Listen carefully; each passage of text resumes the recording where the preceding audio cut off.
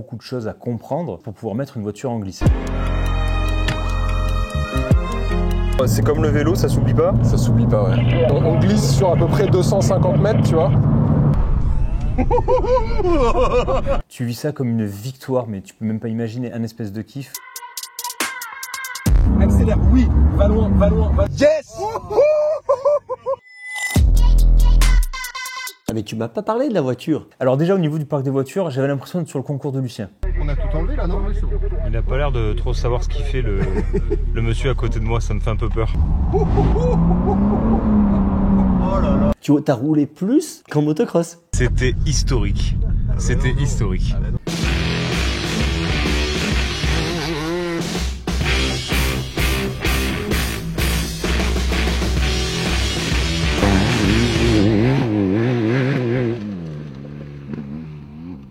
Bon Raph, on est quand même parti il y a à peine 1 an et demi d'un concours avec ta moto, qui était une moto qui avait 10 ans, jusqu'un sprinter tout aménagé de A à Z. Le gap, il est quand même énorme. Tu as prévu de donner quoi, un jet pour dans 2 ans? C'est fou quand même, non? Ouais, on a fait les choses bien. On vous propose de gagner un sprinter qu'on a réussi à obtenir grâce à Smartlease. Un sprinter magnifique, décoré, si je puis dire, avec un beau covering fait chez UJ Motors à Paris. La boîte qui relook tous les véhicules de tous les plus grands youtubeurs. Avec les roues 4x4. Voilà, donc c'était un peu obligé qu'on y passe aussi. On a eu un coup de main de Shiftech aussi pour le passer à plus de 210 chevaux. On est passé 140 à 220. Il est gavé au nitro méthanol. Et quitte à être dans la région, on est monté jusqu'à Saint-Brieuc. Chez ExoKit et on l'a fait entièrement isolé, aménagé. On peut dormir dedans, on peut cuisiner dedans, on peut se changer dedans, on peut mettre notre moto dedans. Mais on a gardé voilà, la place pour la moto, le VTT de descente, les cannes à pêche. Enfin, en fait, c'est un véhicule adventure. Donc l'aventure, c'est à vous de l'écrire. Hein. Alors pour participer, c'est très simple. Rendez-vous sur mxs.fr sur notre boutique et il suffit d'acheter le t-shirt officiel du concours à l'unité ou en pack. Le tirage au sort, ça sera normalement après le 12 mai, parce que le concours, ça va du 7 avril au 12 mai. Donc, ça sera fait par un huissier, un avocat. Et on espère que le chanceux, ou la chanceuse en tout cas, va passer un été mémorable. Il a l'intérêt de nous envoyer des photos. J'espère bien.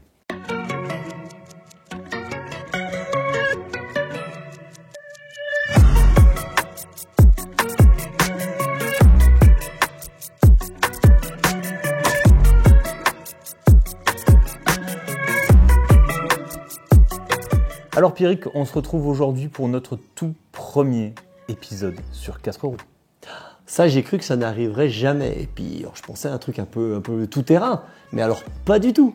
Ben non, mais comme on dit, l'occasion fait le larron. Hein, parce que si tu veux, moi, tu le sais, hein, et puis vous le savez aussi, hein, on a commencé à vous parler d'épisodes exotiques déjà depuis 1 an.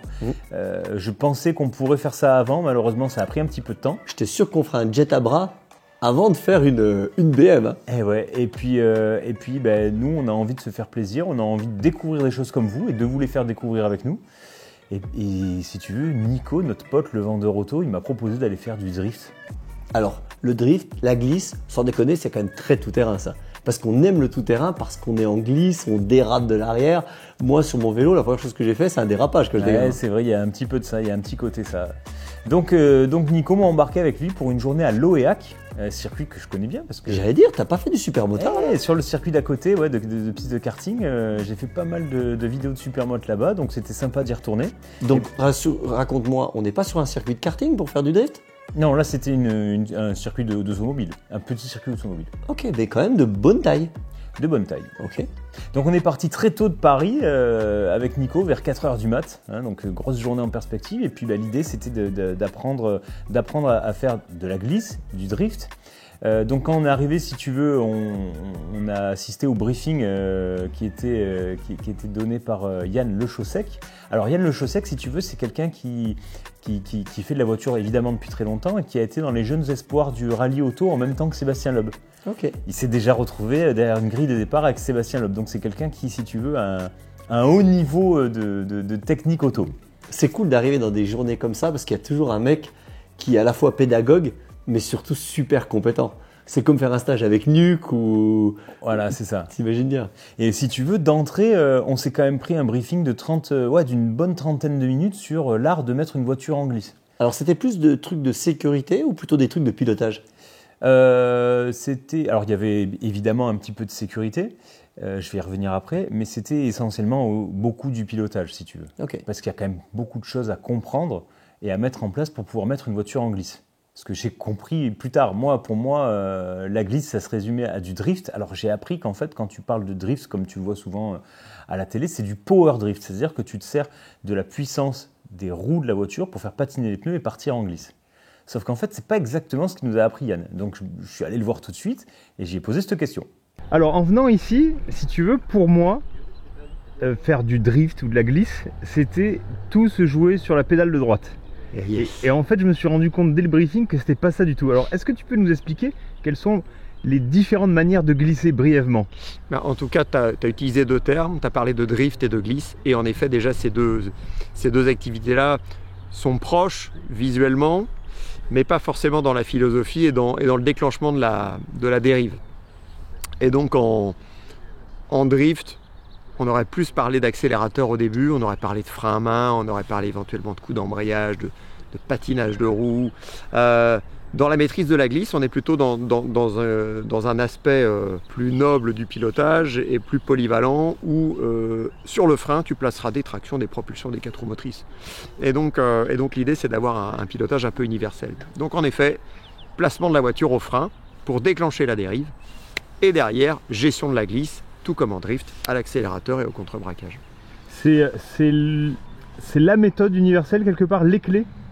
En tout cas, les pilotes, lorsqu'ils déclenchent des dérives, en général, les déclenchent plutôt sur les freins, parce on va prendre le rallye par exemple, le pilote arrive très vite dans un virage, il est sur les freins, et il rentre dans le virage encore un peu sur les freins et sa voiture engage au frein.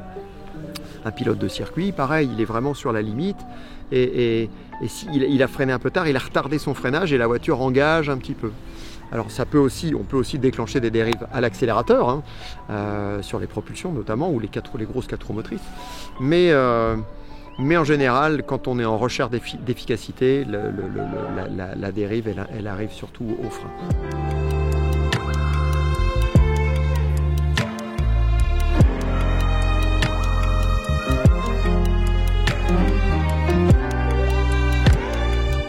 Donc en fait, si je te dis, Pierrick, prends ta moto de cross, va sur une piste de chemin blanc et fais-moi une dérive de l'arrière au freinage. Tu vas faire quoi? Eh ben, si tu veux, je vais arriver. Alors en motocross, il y avait à la fois le deux temps, donc on arrivait et on avait tendance à effleurer le frein arrière pour que la roue se ralentisse. Et si tu veux, elle avait tendance à partir un petit peu en travers. Aujourd'hui, avec le 4 temps, c'est un peu plus simple. On rétrograde simplement et la moto part naturellement sans toucher les freins. Donc c'est juste le fait de lâcher les gaz en entrée de courbe? Non, on est obligé de ralentir quand même la moto. Avec un peu le frein? Soit le frein arrière ou alors en rétrogradant. Eh bien là, en voiture, si tu veux, tu arrives, tu lâches les gaz, tu mets un petit coup de volant et tu prends tout de suite le pied sur le frein. Eh bien rien que ça te met ta voiture en travers. Alors là, j'ai halluciné. Et c'est vrai que comme il l'a dit pendant le briefing, on a oublié ce que c'était de rouler sans ESP en fait. Ah ouais, je comprends. Tu sais, avec les voitures modernes, tu te rends plus compte. Je veux dire, je pense que les gens je pense que les gens conduisaient mieux leur voiture il y a 30 ans en arrière qu'aujourd'hui, dans le sens où on n'avait pas toutes ces assistances. Aujourd'hui, tu prends quelqu'un, tu lui dis qu'est-ce qu'il ne faut pas faire quand tu arrives dans un virage sous la pluie? Je sais pas, arriver vite. Mais il ne va pas savoir qu'il ne faut pas couper les gaz, mettre un coup de volant. Enfin, oui, tu vois, toute cette petite, tous ces trucs-là que nous, on connaît très très bien parce qu'en motocross, finalement, on n'a pas d'assistance. Donc on sait bien qu'on ne met pas un coup de frein arrière en plein milieu d'une courbe et qu'on ne met pas un coup d'embrayage parce qu'autrement, il y a tout qui part. Mais malgré tout, moi, j'ai été quand même bluffé parce que je ne m'attendais pas à ce qu'une voiture puisse partir aussi facilement en travers dans un virage avec si peu de vitesse et si peu d'à-coups dans la conduite. C'est clair. Tu as rétrogradé ou pas? Non. Sans rétrograder. Tu effleures le... Ah ouais, comme quoi il faut faire gaffe quand même. Ah bah oui. Alors c'est marrant parce que du coup, en me remémorant tout ça, je me suis rappelé qu'il y a eu 2-3 fois où je me suis mis des équerres énormes sur la route sans comprendre pourquoi. Et j'ai compris du coup avec ce stage que j'avais fait exactement ce qu'il fallait pour foutre une bagnole en travers. Bon, on a eu droit au briefing. Je suis sceptique sur mes capacités à faire glisser une voiture vu la dose d'informations qu'on nous a donnée. Je suis avec donc Nico qui se fout bien de ma gueule parce que lui il maîtrise et il a déjà eu droit à ses petits stages. Donc là on va partir à la découverte de la piste et donc on va avoir droit à une petite démo en règle. Donc je te présente Raphaël. Oui, enchanté. Oui, enchanté. Quelqu'un qui a son permis de conduire depuis peu. Ouais, sûr, hein. Alors on a démarré le stage, si tu veux, avec un petit tour de reconnaissance justement avec Yann dans la voiture. Et là, j'ai pris une claque énorme parce que, tu sais, je m'attendais à un truc super violent. Tu vois ce que je veux dire? Un truc brusque, en à-coup, un truc avec des grosses sensations et tout. Et en fait, le premier tour qu'il nous a fait, donc il nous l'a fait à un rythme école, hein, on va dire, c'était d'une douceur, l'impression d'être dans un coton et que le décor se déplace autour de la voiture. Tu sais, ta ligne d'horizon qui... Il n'y avait jamais d'à-coup. Ah non, c'était d'une fluidité et d'une douceur, mais incroyable. Oui, mais alors attends. Est-ce que c'est la fluidité qu'on voit sur Jet Lawrence et Christophe Pourcel? Exactement. Ah, la Exactement. fausse fluidité. Ouais, C'est-à-dire que c'était un mec extrêmement doué qui faisait le geste parfait. Voilà, je l'ai appris après. D'accord.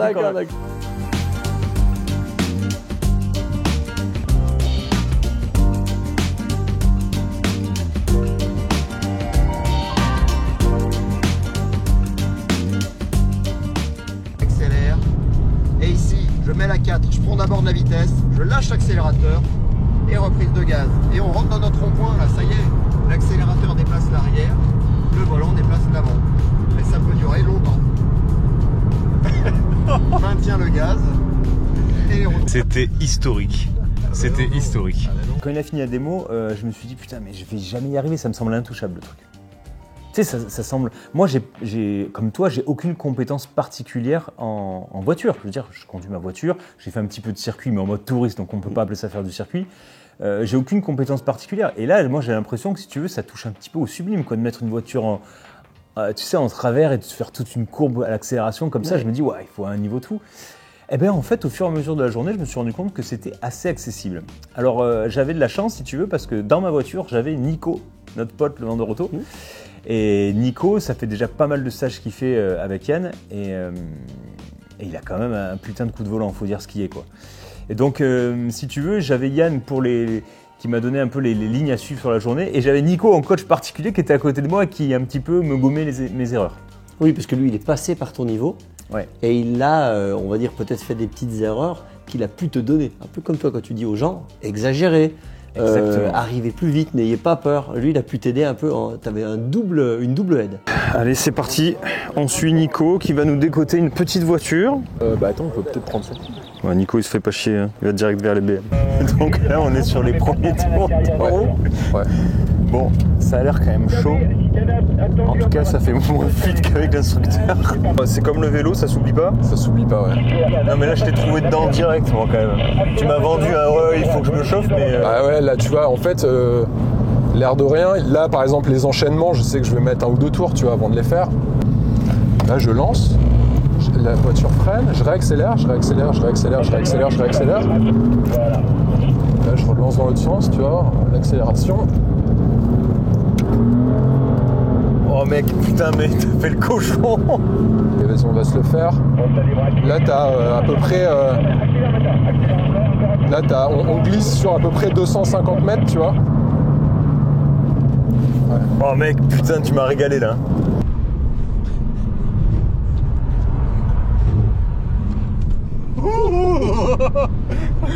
Qu'est-ce qui se passe? Allez, frein.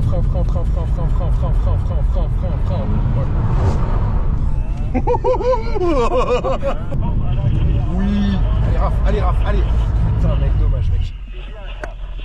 Du coup, j'ai demandé à Nico, je lui ai posé la question, comment ça se fait que tu viens chez Pégase? Donc Pégase, c'est le nom de cette école de glisse. Je me demandais comment ça se fait que tu viens chez Pégase. Est-ce que tu viens chercher de la compétence pour faire tes essais vidéo? Le circuit? Ouais. Tu sais, pour être plus en sécurité quand tu vas tester des voitures pour ta chaîne YouTube d'essais de voitures, ou est-ce que c'est par plaisir et tout? Et donc, j'ai posé cette question. Non, en fait, le principe de maîtriser la glisse, ça te donne confiance sur des surfaces avec peu d'adhérence. Ok.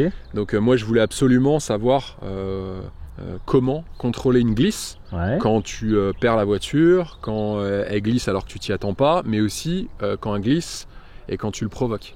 Okay. Et en fait, beaucoup de gens te disent « Ah ouais, moi je sais faire glisser la voiture, je sais faire ça », mais en fait les gens ne font pas de glisse. Ils font juste un contre-braquage pourri sur 3 mètres et ils te disent qu'ils savent maîtriser une glisse.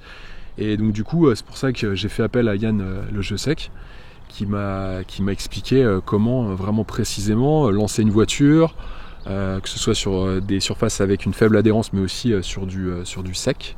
Il n'y a pas très longtemps, en décembre, on l'a fait avec une GR86. Et ça nécessite déjà une vraie technique, une vraie méthodologie, mais aussi un moment de l'engagement et beaucoup d'entraînement. Moi, je suis à des années-lumière d'être fort, mais j'arrive à enchaîner les glisses sur plusieurs centaines de mètres, faire des transitions. Et le simple fait de faire ça, en fait, ça te donne vachement confiance en ton pilotage.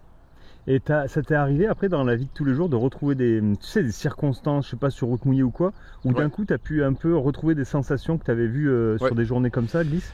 J'étais allé chez Lamborghini à Sant'Agata l'année dernière, j'avais testé une Huracan Evo 4 roues motrices, et en fait on part de Sant'Agata, on va à Cervigno en montagne, et là, mais une hécatombe de neige, et on était en pneus hiver.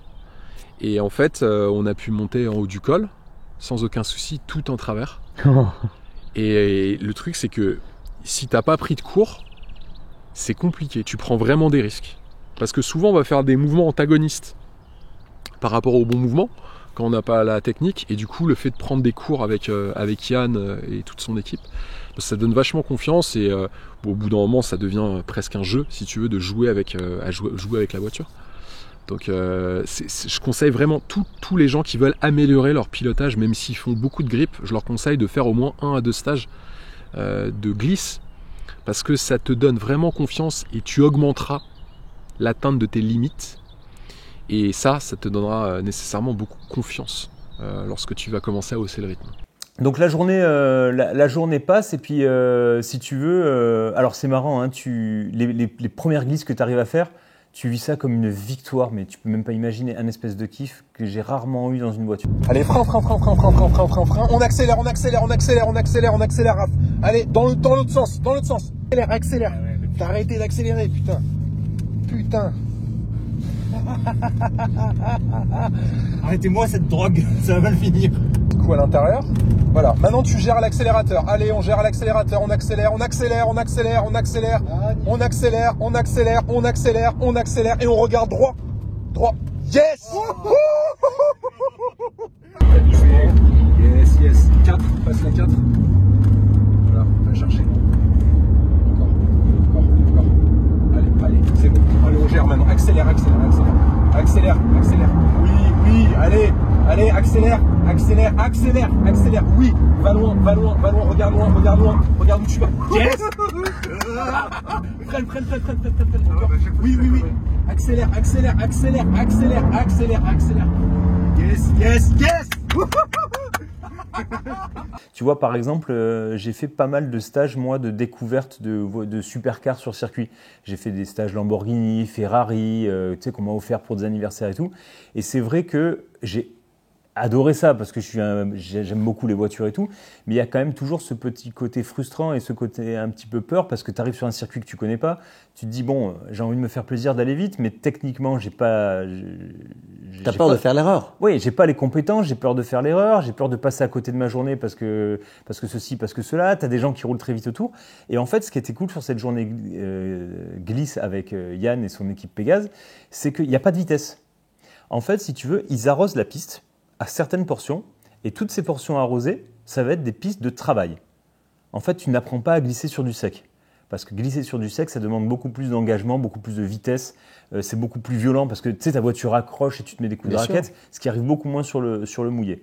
Donc en fait, tout au long de la journée, ils mouillent des portions de piste, et entre ces portions de piste, il y a des portions sèches, qui en fait te servent juste à raccorder les portions de glisse. Donc en fait, tu vas vite nulle part. Sur les portions sèches, tu fais un petit 90-100 pour te déplacer à l'autre zone de travail. Et toutes les zones de travail, on a pris les virages à 50 km/h. Ok, donc ça permet d'éviter de sortir de la piste et de traverser trois fois le champ. Complètement. Je me suis mis des têtes à queue, je m'en suis mis je sais pas combien, mais je suis jamais sorti de la piste en me mettant des têtes à queue. Tu vois ce que je veux dire? Je crois pas avoir vu de la journée quelqu'un finir dans l'herbe, pour te dire un peu le côté... tu vois, t'es à l'aise tout de suite en fait. Bien sûr. T'as pas ce côté, tu prends une M3, une M4, t'es à fond, tu rentres à 180, on te dit vas-y, mets un coup de volant, tu vois, t'as pas ce truc-là, qui peut refroidir, je pense, certains. Là, t'es vraiment... du coup, comme tu vas assez lentement, tu te prêtes au jeu d'appliquer exactement ce qu'on t'a dit sans retenue. Ok. Et donc, les tours s'enchaînent et je pense qu'à partir de la 4e session, j'ai été capable pour la première fois d'enchaîner un virage et un deuxième virage en glisse. Et je peux te dire qu'au niveau du kiff, j'ai rarement pris autant de plaisir dans une voiture. Vraiment, c'était fou.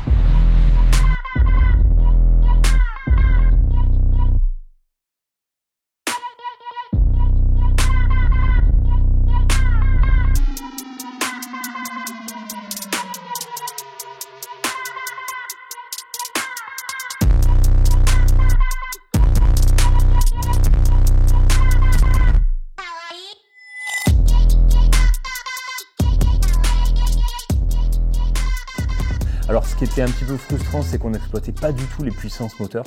Ah mais tu m'as pas parlé de la voiture. Ah, les voitures! Il y en avait plein! Il y en avait plein! On fait ça avec des 106 pourris, justement pour avoir vraiment aucune retenue? Ou est-ce qu'il faut une propulsion? Est-ce qu'il faut une 4 roues motrices? Est-ce que tu as des pneus spéciaux?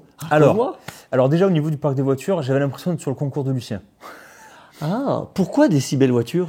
Parce que déjà, c'est beaucoup des propulsions et que c'est vrai qu'aujourd'hui, quand tu regardes les bagnoles dans le commerce, en principe, les voitures de Monsieur Tout-le-Monde, c'est souvent des tractions, voire des 4 roues motrices pour celui qui se paye le SUV pour la neige, mais c'est rarement des propulsions. Okay. Donc là, on avait droit à des BMW M4 propulsion, WM2, Toyota Supra, qui est en fait une sorte de BMW déguisée au niveau du moteur et compagnie. On avait la fameuse petite Alpine, on avait une Porsche Cayman S, une Toyota GR86 je crois, et voilà, c'était à peu près tout. Aucun 4x4? Non, aucun 4x4 parce qu'en fait c'est beaucoup plus compliqué Mais c'est possible? C'est possible, mais alors, il nous a fait la démo en fin de journée, mais alors ça demande vraiment beaucoup d'engagement. En fonction du poids de la voiture et de si elle a son moteur à l'avant ou à l'arrière, ça n'a rien à voir. Pour toi, c'est quoi la voiture type la plus facile pour s'amuser à faire ça? Typiquement aujourd'hui, on a aujourd'hui dans notre parc pas mal de propulsions, mais les BMW, M2 ou M4 sont des outils un peu idéaux aujourd'hui, voitures assez lourdes, assez longues, avec de la puissance, un moteur qui est devant, un train arrière relativement léger. Donc on est sur des voitures assez pédagogiques et très équilibrées. Et alors à l'inverse, si je te dis la voiture où c'est un enfer, ça va être quoi où c'est un enfer, l'équilibre de la voiture va jouer énormément. Tu vois, une Alpine, c'est beaucoup plus vif, c'est beaucoup plus fin. Le point de non-retour d'une Alpine est très difficile à gérer, à quantifier, à percevoir. On a aussi aujourd'hui un Cayman. Le Cayman avec son moteur central, c'est pareil. Tu as une voiture qui va prendre de l'angle et puis à un moment, ouf, elle va t'engager comme ça sérieusement et violemment. Dès que le moteur est devant, en tout cas, ça te facilite la tâche. Plus le moteur va reculer, plus tu as de l'inertie dans le mouvement et plus ça reste compliqué. Et alors explique-nous 2 mots sur ton activité. En fait ici tu fais quoi? Tu fais découvrir justement les plaisirs de la glisse? Ouais, activité de glisse. On évolue sur un circuit arrosé pour limiter le grip, des pneus dégradés pour limiter le grip et faciliter l'apprentissage, le placement de l'auto au frein, la gestion de la dérive au gaz, l'entretien de la dérive, la fin de la dérive. Donc il y a un brief avant de commencer qui explique un peu tout ça. Et puis après, c'est l'apprentissage par la pratique, ce que j'ai toujours rêvé, moi. C'est ce que je dis d'ailleurs au brief, je vous propose le stage que j'aurais rêvé vivre il y a 30 ans, et c'est vraiment ça l'idée. C'est une grande liberté d'évolution, avec des vraies règles, des zones où on joue, des zones où on ne joue pas, et assez rapidement, tu te rends compte qu'en fait, le mode d'emploi, tu l'as compris, mais il faut bosser pour que ça devienne un peu des réflexes conditionnés. Tu as roulé plus qu'en motocross. Non mais tu sais quoi? Je pense que j'ai fait plus de glisses. Non mais c'est sûr, j'ai fait plus de glisses en 2023 en bagnole que de motocross. Non. C'est un truc de malade. C'est cool ça par contre, parce que la plupart des trucs, si tu veux, ça dure jamais assez longtemps. Exactement, t'es toujours frustré. Et puis surtout que là, on est sur un truc d'élite, avec des voitures d'élite, sur un circuit qui coûte une fortune à louer. Ouais. Et en fait, moi j'ai cru que tu allais faire 4 fois 10 minutes. Mais non, mais j'en ai fait, j'ai dû en faire, je sais pas. Alors moi j'ai un peu mais filmé. c'est parce qu'ils ont reconnu MX Test, c'est pour ça. Il y a un mec qui est venu me voir d'ailleurs. Non mais c'est pour tout le monde. Oui. C'est Et fou. alors Nico me disait, c'est bien d'y aller à 3, parce que quand tu es à 3, tu tournes à 3 dans la voiture, et du coup il y en a un qui se repose toutes les 2 sessions. Il me dit, parce que quand il va seul ou à 2, il me dit à la fin de la journée, mais tu es vidé parce que tu as fait... T'es mort. Ah, t'es mort, t'as fait ça toute la journée non-stop. Par contre, tu prends un niveau d'expérience et de sécurité sur la route qui est juste, mais incroyable. Ouais, mais tu sais que les trucs d'assurance, ils te mettaient un bonus au niveau des assurances si tu faisais les stages sous la pluie, où c'était clairement la voiture part. Qu'est-ce que tu fais quand elle se met à partir? Alors, c'était pas du pilotage, mais c'était plutôt de la qu'est-ce que tu dois faire en cas de tête à queue, qu'est-ce que tu dois faire dans une courbe. Et enfin, moi, à mon époque, en tout cas, si tu passais ce stage, tu avais des meilleurs points au niveau de ton assurance. Et c'est clair que c'est logique, hein, j'imagine. Mais alors, par contre, j'ai l'impression moi que c'est de l'art, que c'est visuel. Mais est-ce qu'il y a des courses de drift? Est-ce qu'il y a quelque chose Alors comme oui, ça? il y a des courses de drift sur du sec avec des voitures qui sont préparées exprès. Hein. Il y a tout un tas de trucs comme ça sur Internet qui existent. En France, il y a des mecs super connus qui ont des chaînes YouTube qui en font. Je pense notamment au Switch Rider, Ouais. qui dépotent et tout. Et... Parce qu'on a tous connu le drift par une personne. Paix à son âme. Ken Block. Ben, bien sûr. Ah bah Ken Block, oui, c'est clair que c'est lui qui a un peu... Enfin, je sais pas si c'est lui qui a... Mais non, En tout cas, quand t'es pas spécialiste, en oui. WRC, ça fait longtemps que les gens font du drift et tournent dans les épingles en travers. On a toujours vu ça, mais c'était pour aller vite. Ken Block, il l'a fait devenir beau, le travers, en passant là où il voulait, en faisant le super ralenti. Enfin, je veux dire, il y avait à la fois de l'audiovisuel, il y avait à la fois de l'art, il y avait du pilotage, il y avait tout. Et il a tout... Et je pensais justement qu'il n'y avait pas de course, mais qu'il n'y avait que finalement un côté artistique là-dedans. Mais il y a les deux. Non, il y a de la compétition. C'est certain que je vais en refaire sur circuit. C'est certain que je vais refaire un stage, ne serait-ce que pour ce que tu apprends sur la route. Parce que mais Jobard, le feeling que... Tu sais, en fait, tu te rends compte que... Tu vois, en moto, on a du feeling. Parce qu'on essaie de pousser un peu le truc jusqu'à la chute, qu'on va rouler sur du glissant, qu'on va rouler sur du dur, qu'on va rouler sur du meuble. Mais en voiture, t'as zéro feeling. T'es en mode auto-école. Tu ne fais que te déplacer d'un point A à un point B. Mais jamais tu vas chercher les limites de l'adhérence. C'est complètement con d'aller chercher les limites de l'adhérence. Et bien là, en fait, tu vas faire un truc qui t'est interdit à faire d'habitude. Tu vas le faire toute la journée. Ouais. Donc au niveau du ressenti, franchement, c'est incroyable. Mais c'est vraiment incroyable. Une journée de stage comme ça coûte combien? Donc au niveau des tarifs, si tu veux, donc c'est ce que je te disais, il y a plusieurs formules, ça dépend si tu viens seul, à 2 ou à 3. Parce qu'en gros, c'est comme si tu louais la voiture. Donc après, tu es seul, à 2 ou à 3 dedans, donc le prix n'est pas le même. Donc si tu viens avec 3 potes, c'est 580 € par personne, pour toute la journée. Sachant que chaque personne va faire entre 1h30 et 2 heures de voiture dans la journée. Ouais, c'est fou. Donc quand tu vois ce que ça coûte 10 minutes de Ferrari... Bon, c'est à peu près comme le karting. C'est à peu près comme le karting, mais franchement... Oui, mais tu es dans une M4. En glisse avec un instructeur. Oui. Voilà, c'est ça que je veux dire. Ouais, non, c'est... Quand tu fais un truc, tu sais qu'on achète là, les box Ferrari, c'est combien?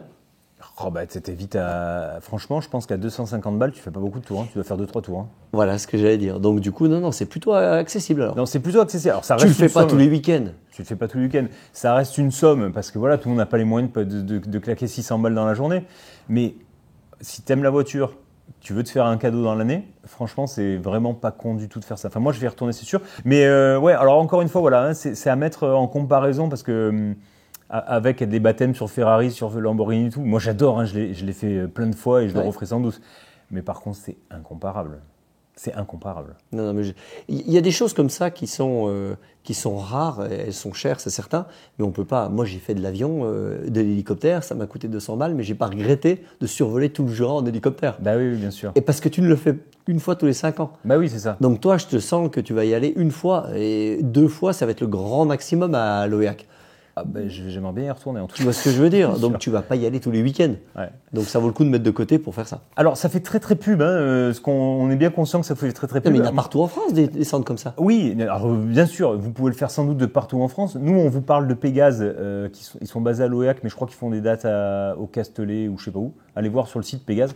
On vous parle de Pégase parce que moi, j'ai été chez Pégase et que j'en suis content et que j'ai eu une expérience de dingue. Il faut savoir que ma journée de drift était prévue sans qu'on fasse de vidéo dessus. C'est moi qui ai voulu faire une vidéo là-bas parce que j'ai trouvé ça super cool. Et puis que j'ai envie de faire plein de nouveaux trucs sur la mixtape, Pierrick. Non, non, mais c'est certain. Et puis, je te dis, la glisse, ça fait partie. Pikes Peak, je suis désolé, mais quand tu vois Sébastien Loeb monter toute la côte à bloc et tout, ça ressemble quand même au prologue de l'Herzberg Rodeo. Ouais, enfin, je veux c'est dire, vrai. pour moi, tout est absolument lié. Et d'ailleurs, pour info, un crossman, sachant qu'il a une lecture du terrain et de la glisse et du terrain, il est souvent meilleur dans ce genre de truc. Tu t'imagines bien Bidard qui Ouais, monte dans une voiture de drift. À mon avis, il doit faire mal, ouais. Il va avoir peut-être une petite, une petite mise en place, mais après, il va y aller. Et il faut savoir aussi que dans la vie d'aujourd'hui, on n'a plus rien le droit de faire. C'est-à-dire que moi, j'ai eu la chance d'être dans la fin des années 80. Donc, si tu veux, prendre une Express, une C15, et puis aller faire le con dans la neige, ça se faisait. Ouais. Aujourd'hui, c'est pas le cas. Ouais. Aujourd'hui, il y a des gendarmes partout. Aujourd'hui, les voitures, moi, je suis désolé, on avait tous des voitures à 2000 €. 2000 francs même. Ouais. Aujourd'hui, tous les véhicules, si tu veux qu'ils passent au contrôle technique, je suis désolé, mais on a tous des véhicules qui coûtent entre 10 et 30 000 €. Hein. Un trafic qui a 150 000 bornes, ça coûte 10 000 €. Hein. Donc, si tu veux, on ne fait pas les imbéciles avec des véhicules à 10 000 €. Non, mais c'est ça, c'est que là. Et donc, cette journée, tu peux débrancher. Complet. C'est exactement ça. Mais en même temps, tu sais, moi, je suis pas un cascadeur. Hein. Tu vois bien que Ouais, je suis pas un bien sûr. cascadeur dans la vie. Donc, moi, ce qui m'a plu quand même, c'est que tu apprends à faire un truc qui peut paraître super touchy et dangereux, mais à 50 à l'heure. Ouais, c'est cool ça. Tu vois ce que je veux dire? Non. Et puis, t'as fait un truc qu'on rêve tous, parce qu'on a tous vu des films avec les voitures qui arrivent dans les rues tout en travers. Ben oui. Non, mais sans déconner, il y a tout ça. Et alors, j'ai réussi à faire ce qui pour moi était le Graal sur cette piste, Ouais. c'est que donc tu as des toutes petites épingles que tu essayes d'enchaîner droite, gauche, tout en glisse, et après tu as une grande épingle qui fait 250 mètres, Ouais. et j'ai réussi à la prendre entièrement, voiture en travers. Tout En le temps. regardant par la portière du passager. Ah, c'est canon. Ouais, c'était fou. Alors, et on a fini la journée par un baptême avec Yann, justement, Ouais. sur la dernière M3 en 4 roues motrices. Et là? Alors ben là, par contre, ça a été incroyable. C'était beaucoup moins doux que le matin parce que si tu veux, le fait d'être en 4 roues motrices te demande beaucoup plus d'engagement. Ok. Et si tu veux, alors je ne sais pas si c'était pour nous faire déconner ou s'il fait ça à chaque fois, mais à chaque fois, il faisait un appel contre appel avant de lancer la voiture. Et l'autre truc qu'il nous a expliqué, c'est que la 4 roues motrice, tu as besoin de mettre beaucoup plus d'angle dans le virage. Si tu veux, là où tu es un petit peu en travers avec la propulsion, là, il était à 90 degrés. Ouais, autrement, il raccroche. Autrement, il raccroche. Donc, il se mettait à 90 degrés, les roues droites face à la bordure au trottoir, et la voiture... Tu vois, il avait même pas le truc de contre-braquer. Les roues droites, Ah, c'est fou. tu la lances, tu laisses les roues droites et tu fais toute la courbe comme ça. Mais Oui, c'était donc jobard. le power drift, c'est je contre-braque parce que la puissance me décale un peu. Lui, en l'occurrence, c'est la vitesse qui le faisait Ah, mais glisser. c'était- il avait franchement, le- c'était du Mozart. Ouais, Moi, c'est dingue. j'ai pris une gifle énorme. On a tout enlevé là, non? Il n'a pas l'air de trop savoir ce qu'il fait, le monsieur à côté de moi, ça me fait un peu peur.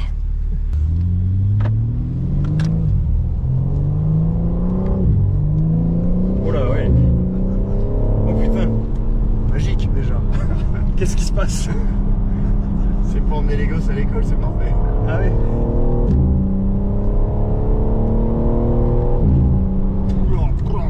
Va falloir s'arrêter, monsieur. Un jour. Bon alors attends, est-ce que je vais trouver le mode d'emploi moi? Parce que c'est pour le tout. Oh, bordel.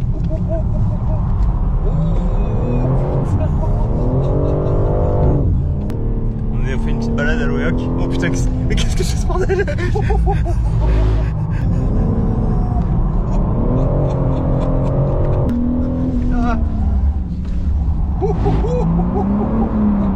Oh là là là là, putain, le yaourt aussi quoi.